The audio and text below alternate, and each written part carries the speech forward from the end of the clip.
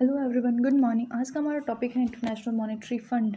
International monetary fund, यहाँ पे पैसे इतना सारा भी डॉलर्स वगैरह में देख करके कैसा सा लग रहा है, क्या फील हो रहा है। तो इंटरनेशनल मॉनेटरी फंड जो है, ये सिंपली अगर कहा जाए तो ये बैंक होता है और इंटरनेशनल बैंक होता है। ठीक है, ये कंट्रीज़ को प्रोवाइड करता है पैसे, फंड करता है। जैसे हमारी कंट्री के सेंट्रल बैंक जो है, तो हमारी कंट्री के जो कॉमर्शियल बैंक्स हैं उनको फंड करता है लोगों को। तो वैसे ही ये जो कंट्रीज़ को फंड करता है, ठीक है। ये एक इंटरनेशनल फाइनेंशियल इंस्टीट्यूशन है, help its member countries in many money aspects और फाइनेंशियल एस्पेक्ट्स कह लो। ठीक है, तो ये इंटरनेशनल इंस्टीट्यूशन है। इसके ई मेंबर कंट्रीज़ मतलब इसमें हर कंट्री की मेंबरशिप है। तो पहले स्टार्टिंग में ये स्टार्ट कब हुआ था, इस्टेब्लिश कब हुआ था, 1944 में ब्रिटेन वुड्स में हुआ था। ब्रिटेन वुड्स है यूएसए में, वाशिंगटन डीसी में है। ठीक है, तो वहाँ पे ये बेसिकली है, इस्टेब्लिश हुआ था 1944 में। जब स्टार्ट हुआ था तो 44 कंट्रीज़ थी इसके अंदर।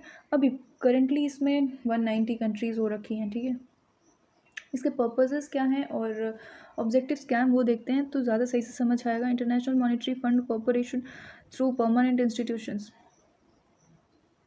ये प्रमोट करता है monetary cooperation through permanent institution. ये एक परमानेंट इंस्टीट्यूशन है। जो आईएमएफ है, ये क्या है, एक परमानेंट इंस्टीट्यूशन है। ठीक है, तो अगर कंट्री को, किसी भी कंट्री है जो जो इसके मेंबर कंट्रीज़ हैं, उनको अगर ज़रूरत पड़े, किसी भी तरह की मॉनेटरी फंडिंग की ज़रूरत पड़ी, तो उसको प्रोवाइड करता है। ये एक, इसका ऑब्जेक्टिव है कि पूरा परमानेंट रहे और ये फंड कर सके। किसी भी कंट्री को ज़रूरत पड़े तो उससे सोचना नहीं पड़े कि हमें कहाँ जाना, वो यहाँ जाती हैं। ठीक है, शॉर्ट टर्म फंडिंग वगैरह के लिए। ठीक है,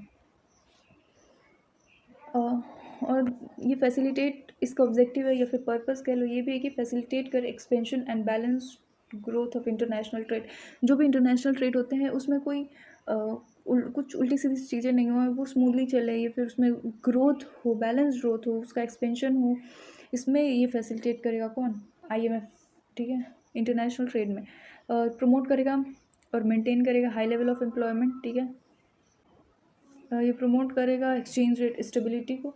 एक्सचेंज रेट स्टेबिलिटी को कैसे करेगा, ये अभी देखते हैं फंक्शंस में। यहाँ पे इसका ऑब्जेक्टिव है कि पर्पज़ है कि ये उसको स्टेबल करेगा, एक्सचेंज रेट को स्टेबल करके रहेगा, कोई डेप्रिशिएशन जल्दी होने नहीं देगा। पूरी कोशिश करेगा कि डेप्रिशिएशन नहीं हो, लेकिन फिर भी हो रहा है तो फिर मतलब देखते हैं आगे, इसके फंक्शन से पता लगेगा। लेकिन ये चाहते हैं कि कोई डेप्रिशिएशन ना हो। Avoid competitive exchange rate depreciation, available fund resources to correct member country balance of payment को करेक्ट करने के लिए ये प्रेजेंट रहा है यहाँ पे इंस्टीट्यूशन। ठीक है, अवेलेबल करे फंड्स, इसका ये पर्पज़ है। फंक्शंस देखो क्या क्या है। ये प्रोवाइड करता है मैकेनिज्म ताकि इम्प्रूव कर सके short term balance of payment crisis situation. किसी भी कंट्री में अगर balance of payment crisis situation आ रहा है तो इसको ये क्या करेगा, इम्प्रूव करेगा। शॉर्ट टर्म फंडिंग करके कर सकता है ये। ठीक है,